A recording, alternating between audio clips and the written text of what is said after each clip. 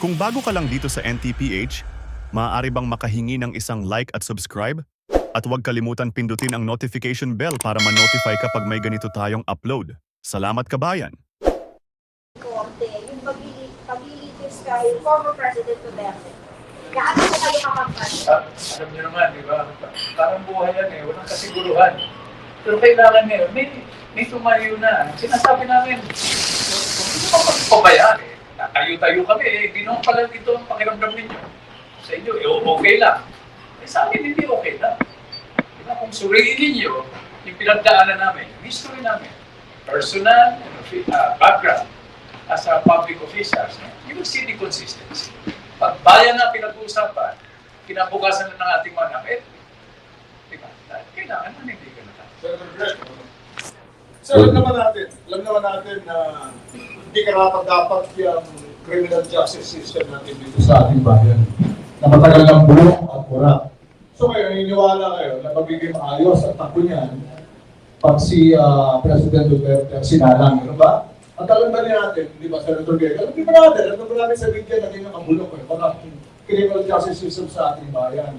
And above all, it favors the powerful, the elite, and the wealthy, makaramihan mga politiko. Di po ba? Sa totoo lang. So baka nagtitiwala kayo sa kanyang sistema, mapawag sala si President Duterte?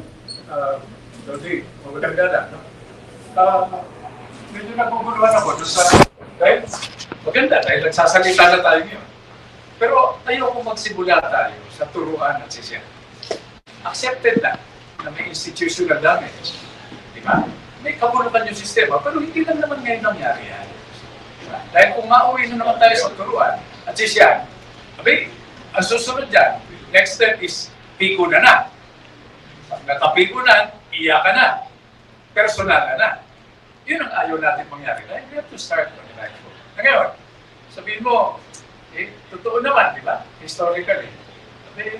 Ang kausap mo, galing na tayo dyan, di ba? Kung pag-usapan kaguluhan, galing na kami dyan. Kung may pagkukomentar na sino kami para magsalita? Yun nga ang punto eh. Galing na kami dyan. Di ba? Ayaw natin na bumalik tayo doon.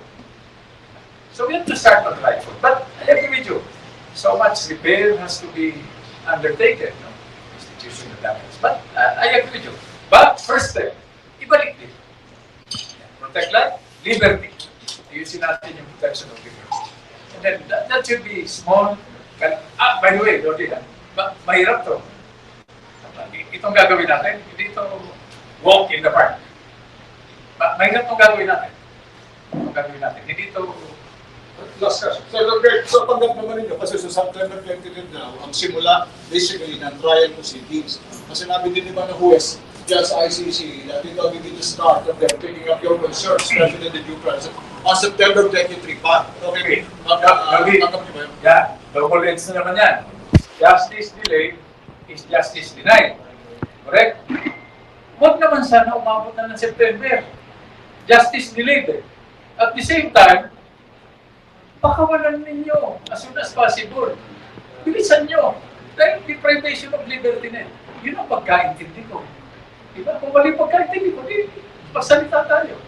So, it's a balancing constitutional principle, balancing of interest. Hindi pwede rin itong one side lang. Scale it up or down. Hindi tayo pwede pro or anti. Kasi ito pro-Filipino. Ang effort natin. Yes, sorry. Yep. Senator Erno Bringas po from Net25. Can I get your name? Erno po, Erno Bringas from Net25. Apo, Sir, can you tell us po kung baka pwedeng ma-share nyo sa amin yung napag-usapan nyo with Sir Paulo Duterte as Basti, sorry. pumunta ako sa Davao. Okay, Earl, no? Okay, Earl, tuwa na lang. Pagod ko. Pumunta ako dun sa munisipyo. Bakit? Card-bearing vendor ng RAM at ng Guardians, si former President Duterte. Nung ako ay fugitive, nagtatago, kinupkup niya yung anak ko. Paano ko naman hindi tatalawin ang utang nyo? Ugaling Pilipino. Na. So nagpunta ako roon wala naman ang access sa... Hindi ko naman alam kung saan nag-greet ng happy birthday si Congressman Pulo. Wala rin akong access kay Vice President. So pinuntahan ko si Baste. Nag-meeting kami dalawa. Sabi ko, Mayor Baste, nandito ako to express personal concern. Sabi sa tatay mo, punta ako rito. That's my primary duty. Pangalawa, sabi ko, mag-isipan natin kung paano natin pagtutulungan para bumuba ang sitwasyon. By the way, lantad dito, hindi ako humingi ng secret meeting sa munisipyo. Diba? Nandun. Open, public, walang tinatago. Ano pa sabi ko sa kanya? Sabi ko, yung tatay mo at ako, yung generation namin, kasama na si Manong Dante, we have made serious errors in judgment. Marami kami pagkakamali na hindi na namin pwedeng bawiin. Kaya kami nandito ngayon. Pero sabi ko, Mayor Baste, ang dami ninyo, mga bata na mayor, congressman, candidates, di ba? Hindi ko na babuitin yung mga pangalan, baka, di ba? Campaigning na naman ito, di ba? Sabi ko, mag-usap-usap kayo dahil kayo ang majority. Pag-usapan ninyo kung paano gagamutin yung mga pagkakamali namin so that we can move this country forward. Dahil ibang klase kayo, hindi kayo pareho mag-isip ng mga nauna sa inyo. Yun ang sinabi ko. At pangatlo, sabi ko sa kanya, alam mo, sabi sa akin, alam mo, Sir Tony, ka maintindihan. Ulit, yung politics, naintindihan naman natin yan. Kami kapatid, yung papa namin. Pero hindi namin nakalain na umabot sa ganito. Bilisan yung proseso, ilipad. No? Kaya nga ito, di ba? Nangyayari ito. Kung medyo naging mahinahon tayo, huwag padalos-dalos. Of course, may contrary opinion. Pero andito kami para ilan ito. And our only way is a signature campaign para maka-head count tayo. Maka-head count, pero it's not bound by quantity of signatures. It's the quality of the commitment to the signature. Yes, sir. Additional po, can we get po kung are we confident na gamitin ko na po yung salitang kanto na Net 25, Ma'am Alice, ang magsasalita for ngayon. the process of RRD na dalhin agad sa daig. Yung mga nakita po nating butas na yun, are we confident na sa tingin nyo? Again, ayaw namin pumunta dun sa usapin na yun. Kaya sabi ko nga, pauna, di ba? It's not a purely legal issue. Walang konsensus sa legal eh. Kanya-kanyang opinion. Even yung constitutionalist, lalo na pag politika, ng usapin. Kanya-kanyang opinion. So, what do we do? Balik tayo sa sinabi ko. Unity. Stability. Diba? Social cohesion. Para magkaroon ng economic prosperity at maging predictable tayo. Matagal na natin sinabi yan earlier. Diba? We are exposing in public hearings our strengths and weaknesses as a developing country to temporary friends and adversaries. Pinanonood sila. Siguro assessment. Ang gugulo nila, no? Yun ang concern na. Senator Val Gonzales po dito. Yes, sir.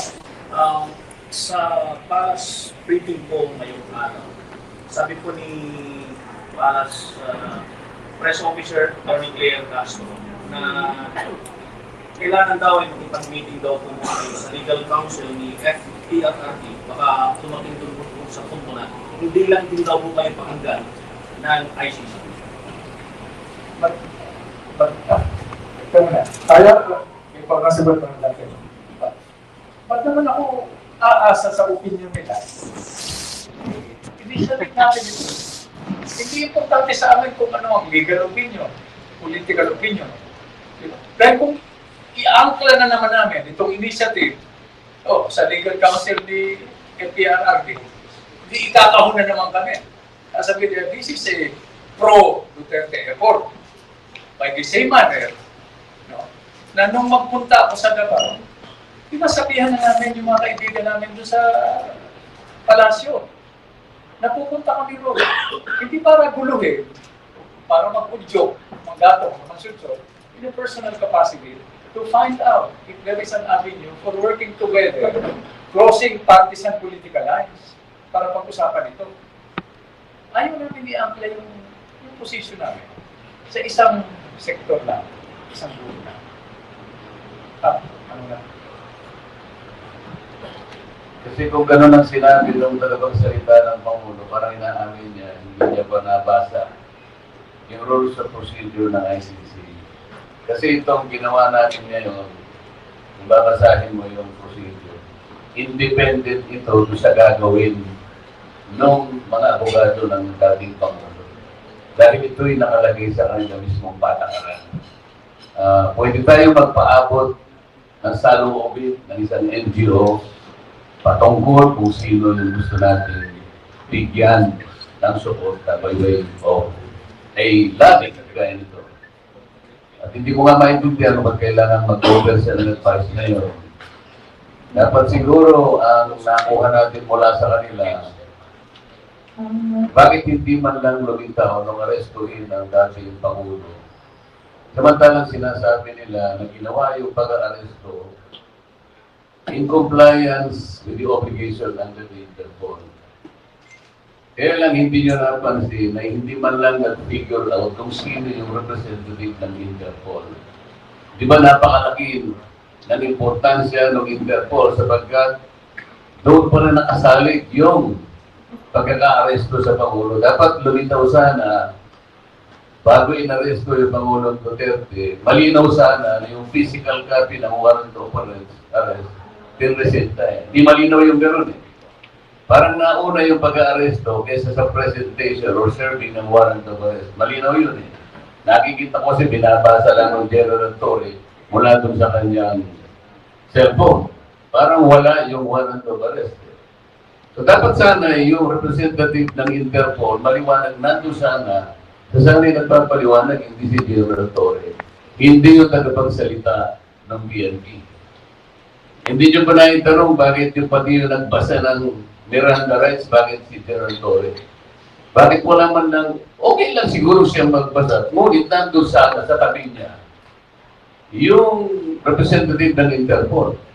Palagi niyan sinasabi, PCTC ng PCTC. Ngunit hindi man lang nila pinalitao.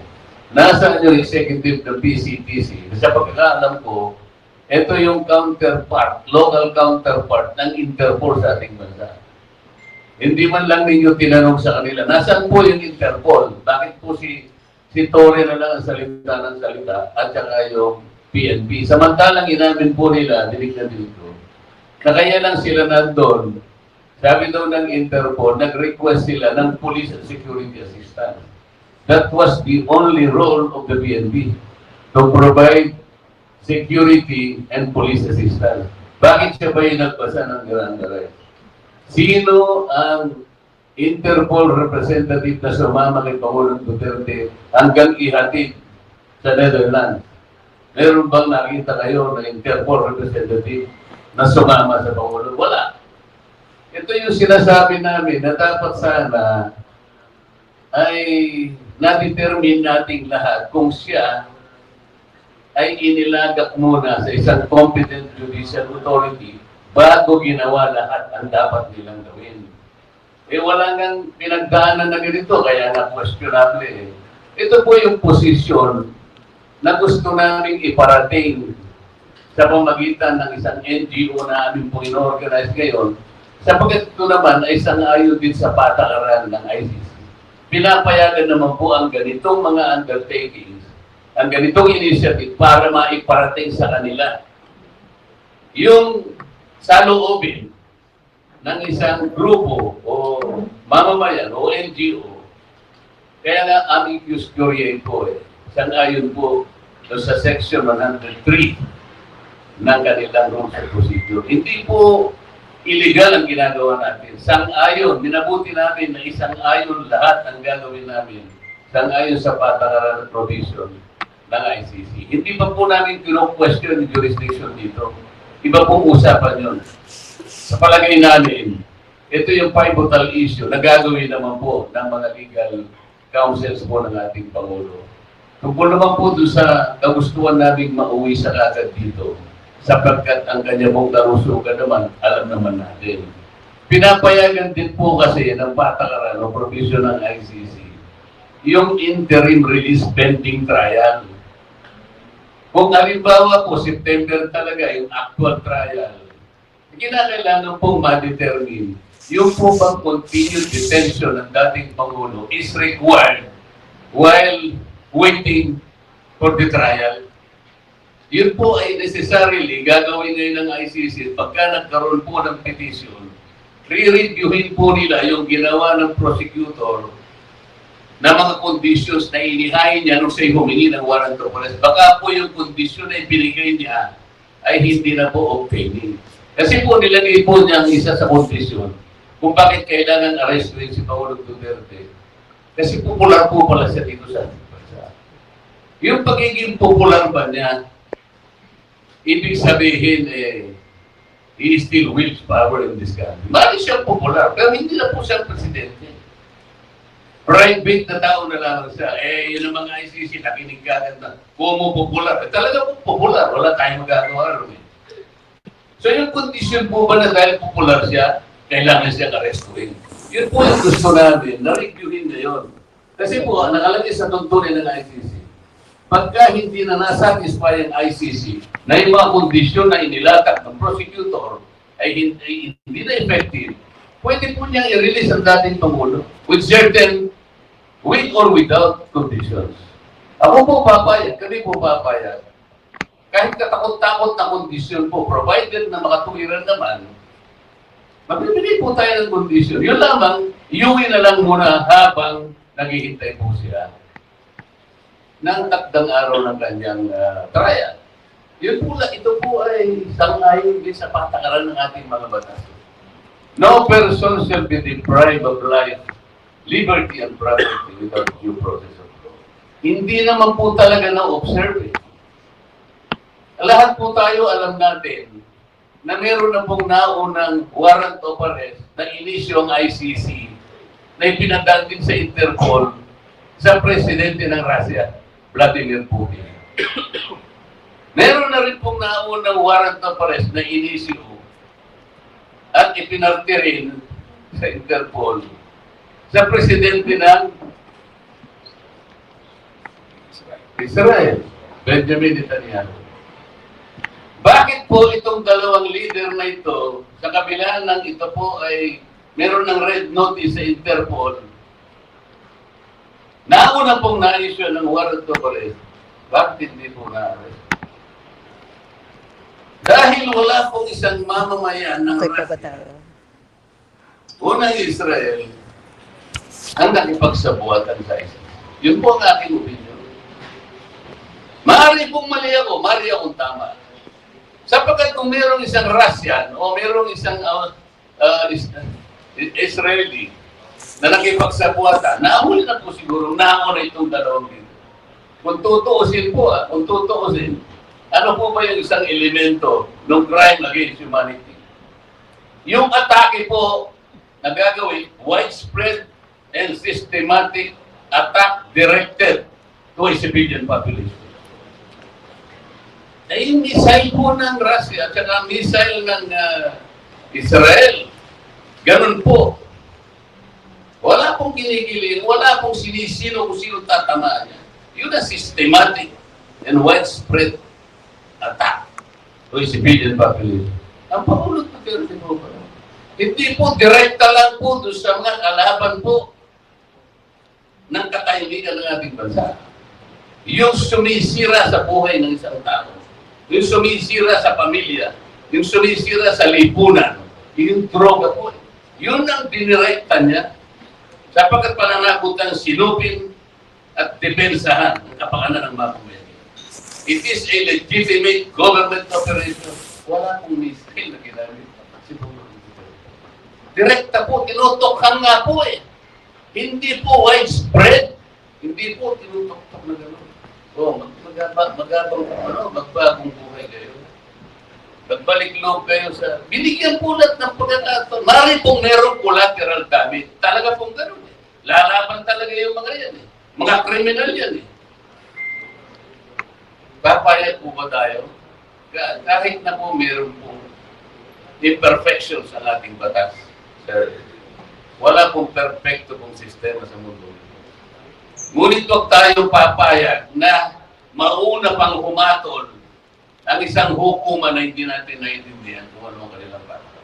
Meron po tayong umiiral na batas. Ito po ang gusto pong mangyari kung bakit kami nagpipetisyon. Meron po tayong batas. We are a sovereign and independent nation. At ang ating pong hustisya, pati ang ating National Prosecution Service, buhay po at umaandar. Dapat sana dito muna pinagdaan. Kaso po, wala. Alam naman po ninyo, may isang asunto. May isang kaso, wala pong inihain laban sa ating Pangulo. Pagkatapos po, iba pong hukuman, isang panyagang hukuman, ang bigla na lang kukuha sa kanya. Sa paraan na sapilitan. At wala tayong tibok, pero po ba? Ano po ba ang muka? Anong muka niya harap natin sa mga ibang bansa? Pag ganito po tayo. Ito po yung sentimiento, ito po yung binabanggit namin ngayon. Kinalimutan na po namin ang pagiging kandidato ngayon. Ang importante po, yung kapakanan nating lahat ngayon, yung identity natin bilang isang Pilipino, ganito na lamang po tayo. Kaya na po natin pag-isipan yung eleksyon. Hindi naman po namin alam mangyayari ito bago tayo matapos ng eleksyon. Malay po natin mangyayari sa buhay natin ito. Pasensya na po kayo kung may emotional po, pero ito po talaga gusto namin ipaalam sa ICC. Ang galing ng pambansang si Mama. Accreditation ni Senador Nasa. Kaming dalawa na po ang tatay nito. Basta ako maligaw ang petition yung Sir, Malapit na po tayo matapos para mabigyan ko na kayo ng maikli lang na version kung ano yung sinasabi nila dito. Calling for a new people power revolution in defiance of the arrest of former President. Attorney Harry Roque. Can I get your name again? Hardy Balbuena from Hardy? Hardy Balbuena. Hardy. Yes, sir. Hardy. Hi, Mara. Sir, Attorney Harry Roque is calling for a new people power revolution in defiance of the arrest of former President Rodrigo Duterte. So with you, sir, as a part of the 1986 revolution, do you believe that it is timely or necessary now to assemble or to call for a revolution? No. Because we have done that route before. So this has been happening. That every time our threshold explorations are reached, dali natin sa kalsada. Or there is another option. Yung several uprisings. Diba? Sabi ko nga, galing na tayo dyan. Did it help? Every time we want to take shortcuts, does it strengthen our democracy? Does it guarantee life, liberty, and property?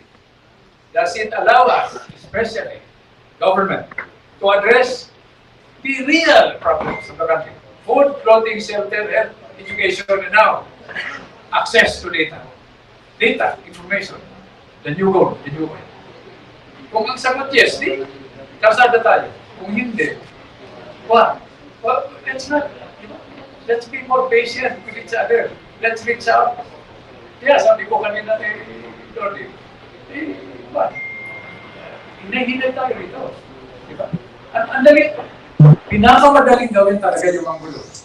Nandito natin sa kalsada. In fact, there was a proposal I heard from our countrymen. No? Ano naman ang basis niya, Fita Fighter para dyan? Sabi niya, ginagamit lang daw para sumikat. Hindi na nga eh, iniwan na nga daw nila. Yun ba yata, yun ba ang tingin ninyo kay Kong Marco Dela? Parang hindi naman yata. So, Hans, itong issue for resonance against that. Yung Para sa akin kasi majority simple rules, lang eh. is that the route we want to take? Does it strengthen our democracy? Wow, Does it merong help us nagtataray, to sabi ni Philip. Pangit na damage video. Ano institutions tayo, and 2004 na tawa? re-engineer Pasensya ka na, ha? the defense? Pwede nyo naman panoorin So, sa iba. Hindi today, naman kayo napilitan dito. Sa totoo lang, Pasensya hindi mo naman ako, Pero, oh, never mind. Why am I bothering? let's not exhaust our patience also. Diba? What is the response to electoral fraud? Hindi yun an election protest. So, But sa Ma'am the Fita antidote, Fighter, the ano response po to yung, ano niya malicious doon? Ano po yung persecution. reason It's kung not bakit a motion inisisip for niya yan? reconsideration. Nasa sa tao yan. Pag mapuno na yung tao, ano magagawa natin dito? Secret yung campaign tayo. So I would advise against, impulsively considering that option. It's not visible. Yeah. Okay. Questions for us? Patapos na to. Sorry po, just to clarify, much better para sa inyo to just do the signature campaign than taking it to the streets. Yeah. Yeah, definitely. No, but we want to take the signature campaign to the streets also. But not making it violently or, Yeah, parang mas imuudyok pa natin yung tao bayan na Provoke a confrontation. Yes. Walang pamilyang Pilipino, believe me, na gusto ng away kung pwedeng maiwasan. Pero kung threatened na yung family, yung community, what option do we have? I'm not advocating that. Dito, konting pasensya. Nanonood, hindi lang yung kababayan natin. Hindi yung pumunto eh. Hindi ganun ang Pilipino. We're not world class for that. Thank you, sir. Okay. Yes. May Okay. tanong pa rin po. Sabi ka rin? When President Duterte is brought home, so he's one man. Sabi ni Alpha Stigma, hindi daw threatened pero bumaba ang calls. Totoo yan. Ano ba yun? That is the greater cause and the regret. Actually, MC, hindi nga yun yung purpose. Hindi yan yung main message. Ulitin ko, MC, hindi yung main message dito yung lack of due process. Pero yung intervention na gagawin nila, isa yun sa mga grounds na sinasabi nila para dito sa Hindi lang ba natin intervention. yung naging biktimang pamilya? Meron po silang mga binanggit, including the We will substantive make mistakes, defenses. both sides. No Procedural administration, defense yung historically, yung, has a perfect warrant, record. yung arrest. But to elevate it to the crimes against humanity, sasabihin ko sana kanina, nung sasalita si Manong Dante Marcoleta, sa ibang bansa, binobomba yung eskwelahan. Binobomba yung ospital. Kaya ang iniiwasan natin, gusto ba natin umabot yung ganun sitwasyon dito? Na pati eskwelahan, Kami po mga ngampanya Ay, at candidates ng PDP tulad ng pinaliwanag So, po ng either way, this was your kasi sa question. probinsya, We hindi should, talaga we nila should not alam, only lalo sa quantify, mainstream media. but Maraming salamat qualify ng those who isa. are victims of, di ba? The mistakes that we made. Versus those who are victims of a serious drug problem. Yun yung, fair respect. That's it. Whether it's for back. But I wanted to add, yan natin ginagawa ito din, nandun na eh. They have physical control over the President today. What I'm saying is bring him back to face our justice system, in our courts, in our own country, because he's a Filipino. Not because his family name is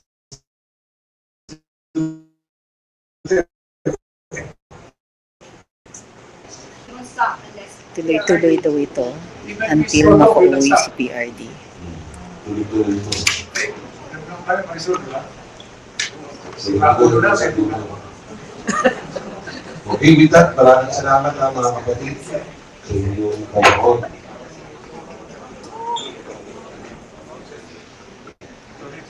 Yes po. Hi, sir. Nabati ako bigla.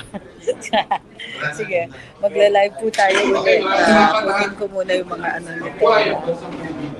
Ang mga bati nitong mga to. Umalis na si Kong Marcoleta eh. Uy, bakit na-block si Andrea? Anyari?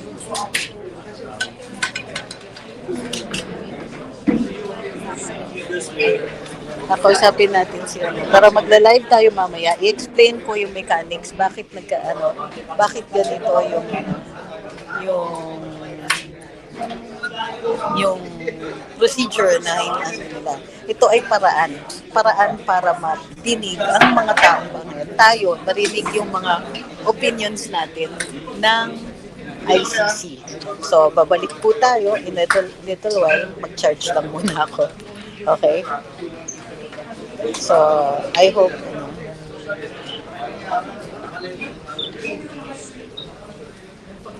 alam ko, sabi ni JYM, alam ko hindi kayo nagre-reklamo. So, it was Senator Honasan, Congressman Marcoleta, Captain Dante ng KIR, hindi ko pa alam yung dalawa. Tanungin ko dito. Dali lang.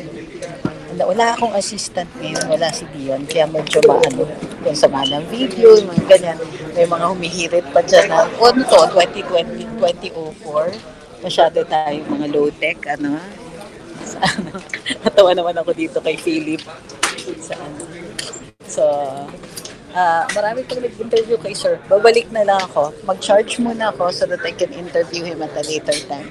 Alam niya naman tayo lang nag-interview sa social media kay kay Senator Honason. So now that he's doing something that is of national significance and of significance dito sa natin, sa cause natin na maiuwi si former president. May front seat tayo, di ba? At ni May Palacio ay weak leader. Nakakaiyak. Remind me yung college ako sa BCF Baguio. Di pwede magsalita yung teacher namin against kay Lakay Marcos. Wow, talaga? Okay, I will be right back. Mag-charge na muna ako. Thank you very much.